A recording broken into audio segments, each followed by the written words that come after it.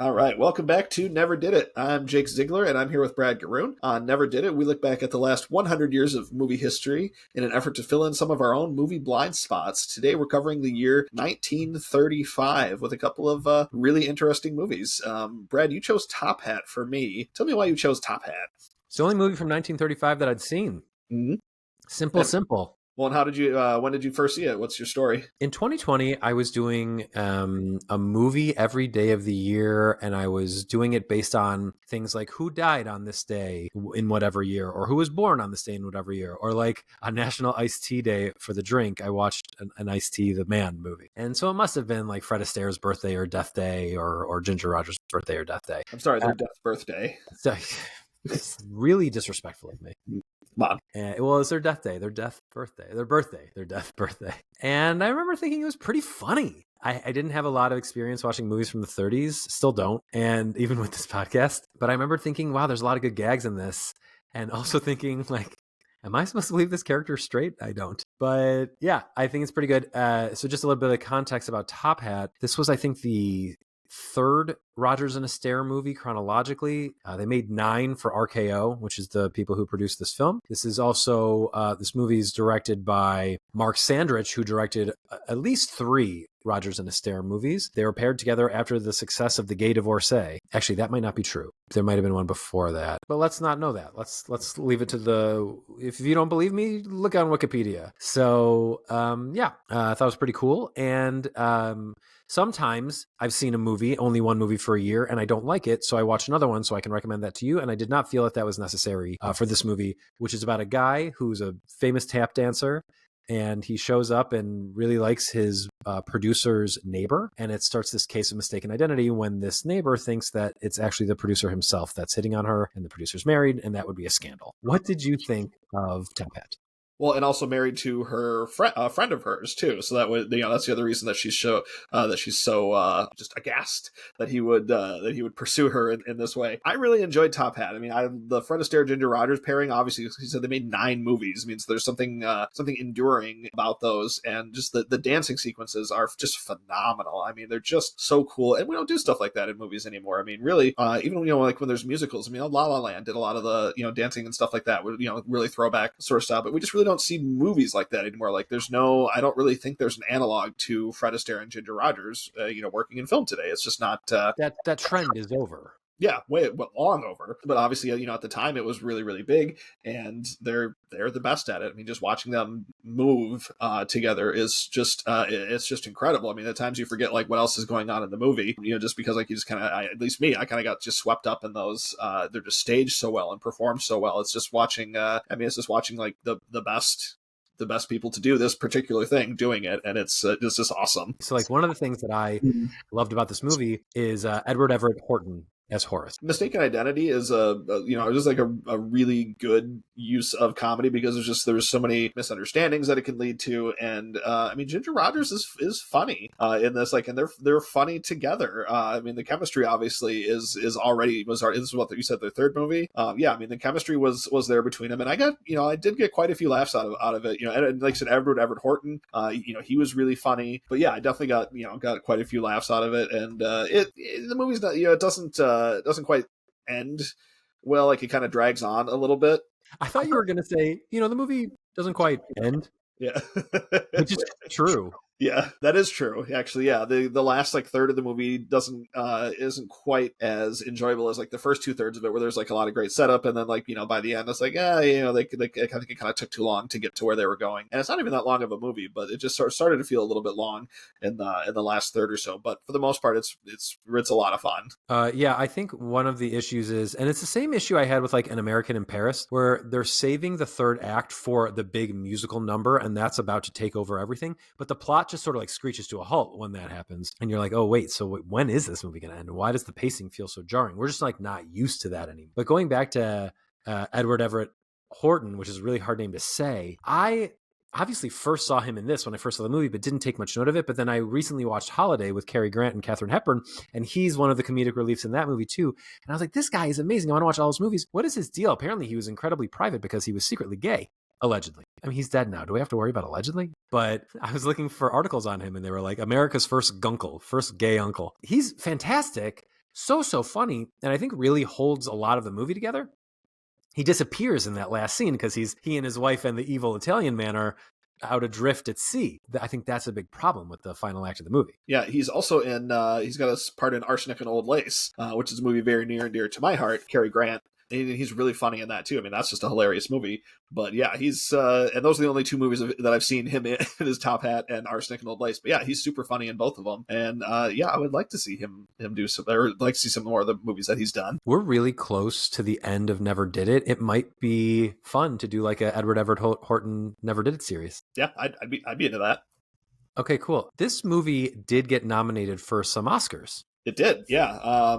Yeah, it was nominated for 4 Oscars, as a matter of fact. It did not win any of them, but it was nominated for Best Picture, and it was nominated for Best Art Direction and Original Song, Cheek to Cheek, which is one of the highlights, absolutely, of the movie, is the sequence with that song in it. And then they were also nominated for a category that no longer exists called Dance Direction. Well, that means they were nominated for 2 categories that no longer exist, because Best Picture back then was called Outstanding Production. Oh, yeah, was it still then? Yeah. Well, it's not that award doesn't exist anymore. They just retitled it. It doesn't exist. Okay. It is the WWWF Championship. Yeah. So you gave to me Mutiny on the Bounty, the original adaptation of the book, Mutiny on the Bounty, which was the original adaptation of the event, Mutiny on the Bounty. Why did you recommend this one?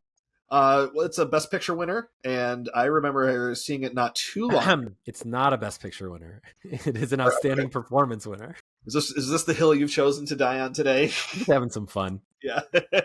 Well, it was also the other movie from 1935 I had seen that you hadn't seen, because we did Bride of Frankenstein earlier, which which I'd already seen, and then the original Man Who Knew Too Much came out in the United States in 1935. So other than that, I hadn't seen any other movies from 35, but I also remember Mutiny on the Bounty being very good. And when I was doing my Best Picture rewatch, that it always gets stalled, and I've still never finished, or not rewatch, but watch all the way through. I remember that one being very good, and it seemed, well, like I said, it was the only choice that I had, but I think it holds up really well too, as far as those 1930s movies and some of those early Best Picture winners, which are not so good and kind of hard to get through. I think this one actually moves really well. It's a really interesting story. It's Cary Grant doing something a little bit different. Like when I picture Clark Gable, the other CG, I think of Clark Gable a lot in like It Happened One Night, everything, and and like just that sort of comedic performance, and this was quite a bit different. He's really good at it. Charles Laughton makes a great villain. Like I said, the Best Picture winner is usually a good one for me to choose to talk about, because they're the ones that you hadn't seen, so I'm lucky. So this stuff really happened. I mean, not the way it happened in the movie, but it's based on a true story of a real mutiny. I don't know if the real mutiny was because the captain was such a jerk, the way Charles Laughton is just like pure evil, except for when he needs to help people to help him survive. I was not prepared to see Laughton like this. I mean, clearly he was made super famous, not just for this, but both Laughton and Clark Gable were the previous 2 Best Actor winners the 2 years before this, which is pretty cool. And then both got nominated for this. And so did the third guy whose name I forget, but I'm sure you'll tell us in a minute. I just I've never seen him so young. I've never seen him so thin, and I've never seen him so evil. And it was really hard for me to internalize that. But this movie is very good. Gable is so charming, and so is the main character guy who does the mutiny. But yeah, the story is that this crew, I mean, eventually the story is there's a full hour and a half of movie before this happens. This crew mutinies because they're treated so poorly. And that supposedly led to a lot of like reforms in the British Navy to motivate men based on reward, not the carrot, not the stick. But you get the vibe from watching the movie that maybe the mutiny was more about these men had a lot of fun in Tahiti with Tahitian women and didn't want to stop having fun in Tahiti with Tahitian women. And maybe that was more what the mutiny was about, especially when you consider that the island that they end up on, that Clark Gable ends up on at the end, we don't see him doing much there, is still inhabited almost entirely by the descendants of that crew, which opens up a whole other like colonial issue of like, why is there so much of just this these guys' bloodline, which is crazy. Anyway, the movie's really, really good. Very harrowing. Lots of cool special effects. My only issue, and you can't really cast this aspersion at the movie because it came out in 1935, is that some of the rear projection, the waves are too big and too close to the boat. At every moment, I'm like, why is the boat not capsizing? There's tidal waves right next to the boat. But it's an old movie, so what are you going to do? I liked it a lot. I'm glad you recommended it. Yeah, good. And when I rewatched it too, I was like, yeah, this is really strong. I mean, I say right now, I rated it 5 stars. I do think it's one of the better movies of that decade, and certainly, like I said, a really highlight of the early Best Picture winners. Like you said, the main plot really doesn't kick in. Like the mutiny, doesn't really kick in until, like I said, about an hour and a half into it. But the hour and a half leading up to that, I thought was like really interesting. Just the way it shows them just running the boat and the things that Charles Laughton, the punishments that he's dishing out and the reasons he's dishing them out and how different people react to them differently, and how Clark Gable, he's really walking a line in this movie where he still has to recognize that Charles Laughton is like the captain of the ship, and he's still trying to keep control in some ways. So like in some ways he's backing up Captain Bligh, which is another name that, like, even if people don't know Mutiny on the Bounty, like they've probably heard the name Captain Bligh. He's like a Nurse Ratched level villain in the film world. But I just think there's a lot of really interesting stuff leading up to the actual mutiny, and I think it's a combination of the poor treatment and the Tahitian women. I think I think it's fair to say that it was a little bit of both. This was my wife's grandfather's favorite movie, so there was a lot at stake when I turned it on, but it is very good. It's interesting that you say that about the way the movie's paced, because I actually thought once the mutiny starts, it gets less interesting. Even though I like the mutineers, I thought they were interesting characters. I like that they were built up as characters before, even though like you don't really get to know who they are, you get to know what they're about. So when the key mutineers are facing, execution near the end, you care what happens to them, even though they're like basically pirates. They're really scummy guys who are forced to be on this crew. Excellent stuff. And I especially liked the guy who we see from the beginning, the dude who's in the bar with his wife, and his wife is like begging them not to take him, and then all he wants to do is see his little kid. And when he does get to see his little kid, even though we don't see this reunion, it's very cathartic to know that happened. I thought the ending was very satisfying too. What is the actor's name who plays basically the POV character for the movie? Franchot? How do you say that? Franchot? How would you say that? You got me. I mean, you spelled it, so that's the best you can do. Yeah, Franchot Tone is his name. Franchot Tone. He's got 81 credits on Letterboxd, and this is the only one that I have seen. And he was nominated also for Best Actor for this movie. And what happened, of course, I mean, we don't know for sure, but when you nominate 3 people for the same movie in Best Actor, none of them are going to win because they split the vote. It's why I think no one from Women Talking was even nominated for that movie, because there's too many good performances. Yeah, and that happens. Same thing kind of happens when you have an actor who has 2 great performances in one year. I guess Sebastian Stan overcame that this year by getting nominated for The Apprentice when he also had A Different Man. But like, I remember 2001, Billy Bob Thornton was a strong contender for like The Man Who Wasn't There. But he also had Monsters Ball, which came out that year. It came out more towards the end of the year. So I think that maybe split his vote a little bit. So yeah, it's interesting to kind of speculate on how stuff like that happens. I wish we could see vote totals. They should absolutely, like, I was listening to the Watch podcast and they were talking about how like, what should the statute of limitations be where they release it? And it's like, yeah, pick one. Like, do it years later. That's fine. Yeah, like 10 years later or something, whatever. Like exactly. That probably didn't, but may have happened this year with Zendaya, I don't know how to pronounce it, with Dune and Challengers. Mm-hmm. Those are both great roles. And it didn't happen with Javier Bardem, who deserved to be nominated for Best Supporting Actor, but didn't get it. Yep. Clarence Macklin, too. Oh yeah, Clarence Macklin was my big overlook one this year where I was kind of bummed. So yeah, this movie's dope. Talk to me about its crazy Oscar run. It did have a crazy Oscar run. What's also really interesting about it is that it was nominated for 8 awards, and it was the Best Picture winner that year. So it did defeat Top Hat and the other nominees that year. But that outstanding performance, outstanding production. But other than that, that's the only Oscar it won. And it's pretty rare for Best Picture winners to only win 1 award. I think this was probably the last time it happened. Oh, shit, I should have looked that up to be sure.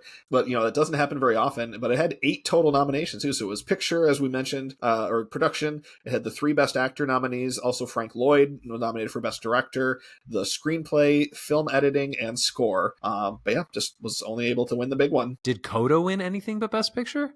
Supporting Actor and Adapted Screenplay. Coda went 3 for 3. Okay.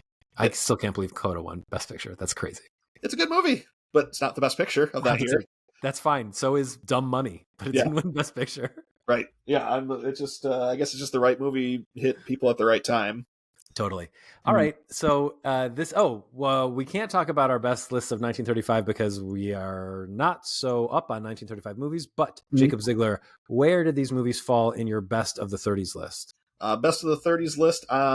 Top Hat I have at number 22. It is right in front of The Life of Emile Zola, a Best Picture winner that we talked about, and then right behind Grand Hotel, another early Best Picture winner. So it's in a nice little spot there. That's and then cool. Mutiny on the Bounty I have in my number 10 spot, which shows that there's some really great movies in the 30s. If the one I just spoke about so highly doesn't even, or just cracks the top 10, it's right in front of Gone with the Wind, a movie we'll talk about at some point soon, and then right behind Snow White and the Seven Dwarfs. It's your little Clark Gable corner. Yeah. I've got Mutiny on the Bounty at number 12, right behind Sabotage by Alfred Hitchcock, and right in front of The New Faces of 1937 by Lee Jason, which is a movie that stars Milton Berle, and I watched it because it's also the movie where Albert Brooks's parents met each other. Aw. So I was curious about that. And then Top Hat, I have at number 15, in between My Man Godfrey, a movie we talked about previously on this podcast, and The Blue Angel, another movie we talked about on this podcast that stars a Nazi. So that's that. This is a real return to form for us, like back to the early days of Never Did It. We're giving you like a real bite-sized episode here. People used to love that this podcast was so short, and now we have content crept our way up to an hour. But here you'll get our, this look, I don't know, 15-minute episode. It's really short. Yeah, we're over 20 minutes by the time you edit it. Yeah, it won't be very long. It's going to be teeny tiny. Okay, we'll see you next week with 1994. Big year.